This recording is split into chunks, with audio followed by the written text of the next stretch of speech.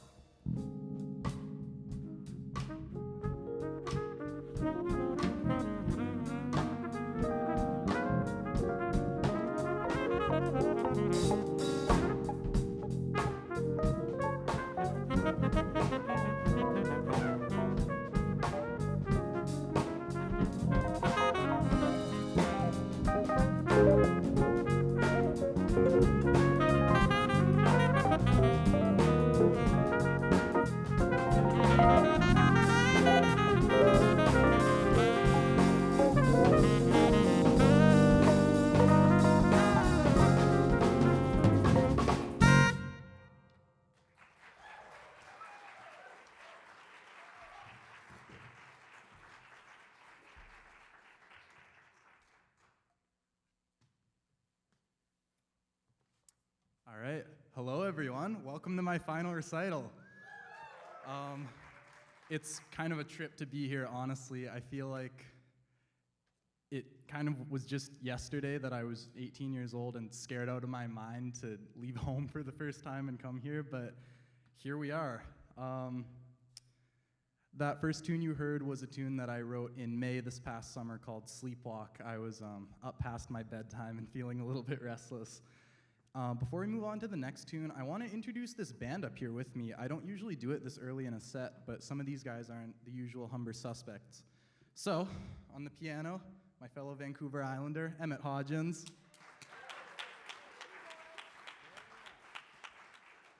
On the tenor saxophone, Steve Carson. On the trumpet, Enoch Lodu.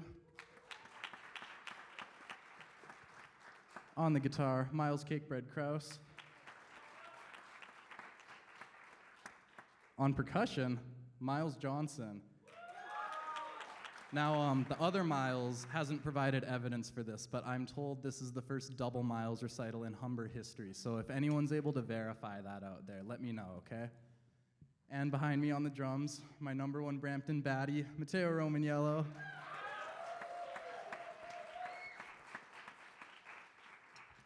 So I mentioned before that I'm from the West Coast, and I'm really spoiled to have grown up where I did, honestly, especially just in terms of being surrounded by so much nature and so many green things, getting to grow up going on hikes all the time with my dad and my sisters.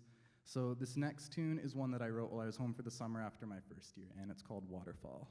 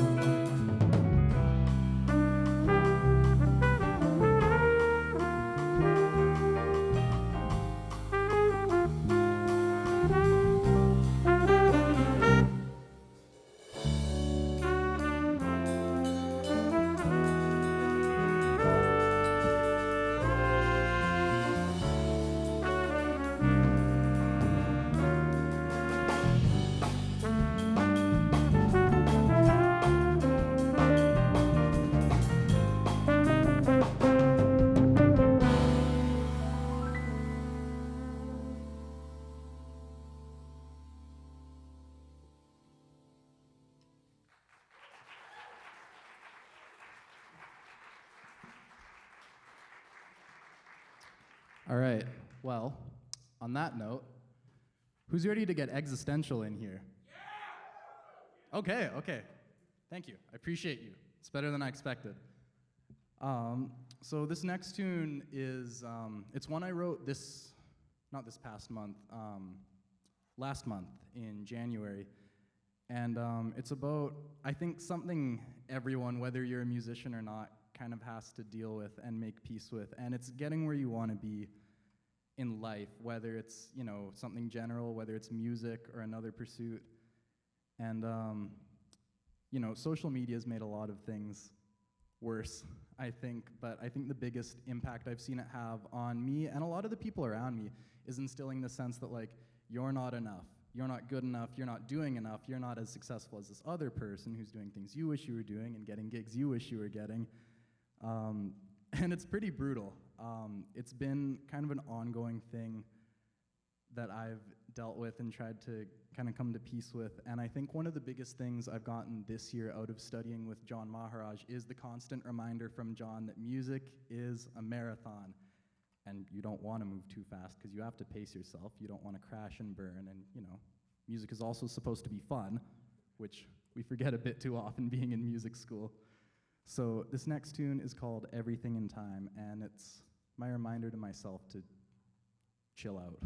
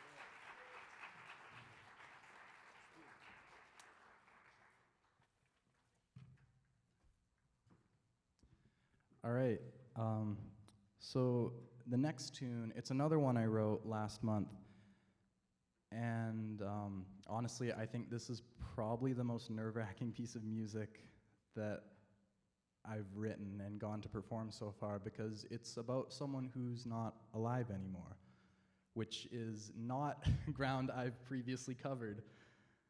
But yeah, this tune is about my first dog, Jinx, who died the summer after my first year. And so about a month ago, I had a dream, and my dreams are always really weird and crazy. It's always like all over the map. There's like 7 different plot lines, and I wake up like, what the hell was that?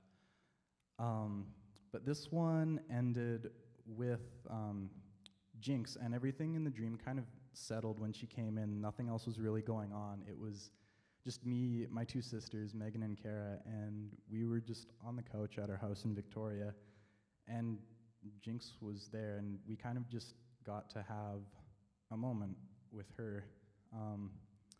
And it was literally just that. Eventually, Jinx gets up off the couch and walks away, and my youngest sister, Kara, goes, "Bye, Jinx. Thanks for stopping by." And then my dream ended. So I woke up, proceeded to sob for about half an hour straight, and eventually, when I got up, I sat down and started writing. I don't necessarily believe in any religion or anything pertaining to the supernatural, but I do like the idea that, you know, if the people we love continue to exist after they're gone, they're at peace and they're still with us in some sense because, you know, we remember them and we honor them. And as far as sitting down to write a tune about Jinx, I knew pretty much straight away that I didn't want to write some big sad tune or a big like slow and dramatic tune, because that's not Jinx. You know, she was always loud and fierce and so full of life and energy. She would pull on her leash when you walked her and chase after squirrels and bark at strangers out the window. And she would get up wherever she was in the house and like sprint to greet me every time I came home. And, you know, that's how I wanted Jinx to be represented musically, the way my family and I remember her in life. So this next one is called Spirits, and it's for Jinx.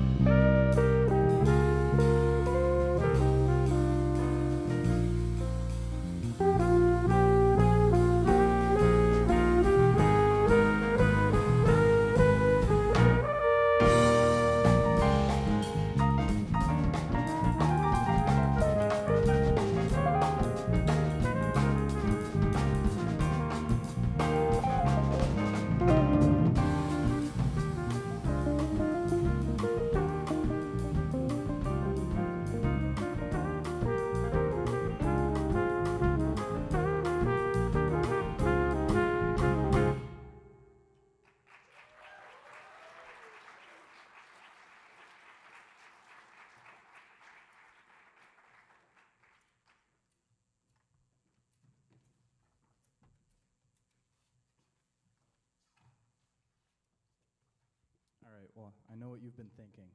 Geez, are we going to lighten up in here? And yes, we are.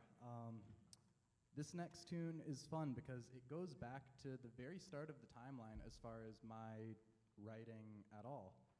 And so this tune has a special place in my heart because it's the first tune that I ever wrote and brought to a band to play. It was a first-year theory assignment in like my first month or two of living out here. And it's funny because I remember just like how nervous I was, like printing out charts and bringing them into a rehearsal. It just wasn't a familiar thing, like, oh God, I wrote this thing. And like hopefully these musicians think it's okay. And I remember feeling the most like comical amount of relief when the tenor player that I had on this gig turns to me after we ran it in rehearsal and he goes like, huh, yeah man, sick tune. And I was just like, thank God. So this one is from first year Josh, and it's called Cloud Surfing.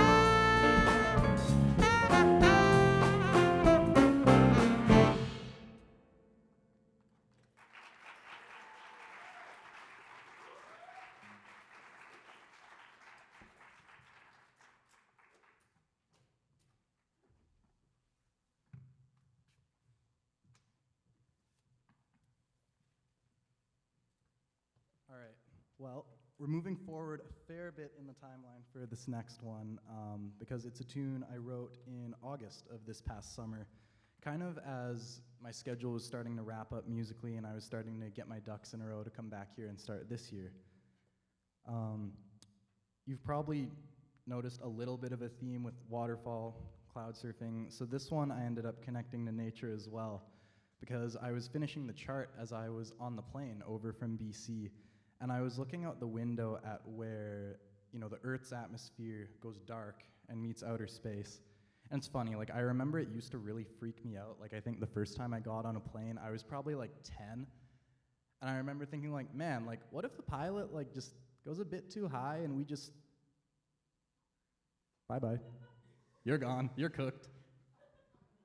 I'm a little bit older now and I've done enough air travel since I moved out here to kind of get over that. But I was looking out and I was like, man, that's really cool. Like what's that called? So one Google search later, I learned that that boundary is called the Kármán line. So that's both your fun fact for today and the title of this next tune.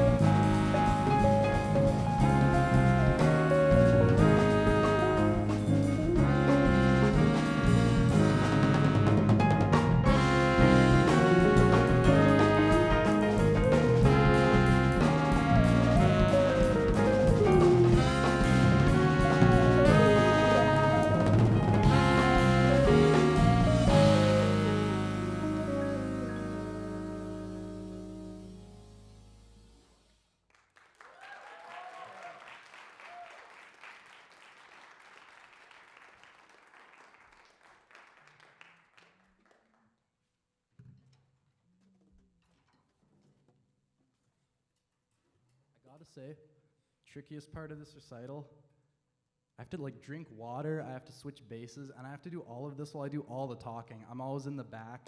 There's a singer, then boom, I've hired someone else to do the talking. I can just do whatever, man. But anyway, we've come to the last tune of the night. Shit, that went fast.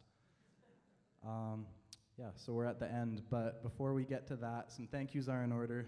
First off, to Andy and the sound team. You guys are the entire reason that this recital is possible at all and audible to everyone out there, so thank you guys. We're lucky as always to have you on the job.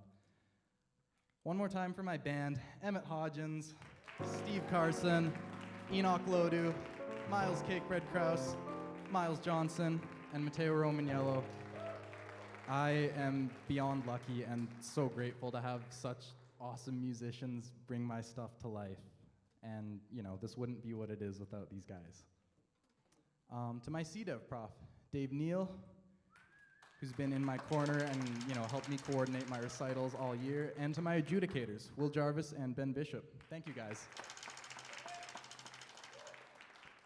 And my family, my mom flew all the way out from Victoria to see my recital. My nana came out from High River. And my sister, Megan, is gonna hate that I'm doing this.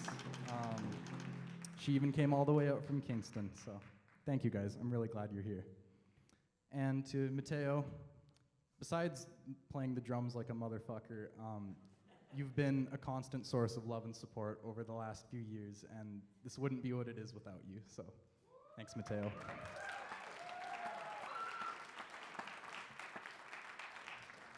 And on that topic, the last tune we're gonna play is sort of about that, about my friends and the people that make my life what it is. And, you know, about my most recent life crisis pertaining to that, naturally.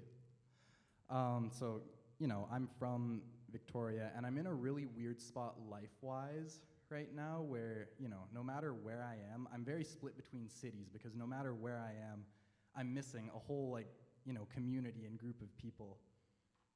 And, I mean, it's tough. Like, I'm kind of coming around to the realization that realistically, I'm never gonna have all the people that I love in one place. And I don't know, man. That kind of blows. But I was having a conversation just after the winter break ended with a friend of mine about this, and she's in a similar boat to me. She's from Nanaimo, studying music in Montreal, and, you know, same thing. Building a whole different life and, you know, circle of people out there.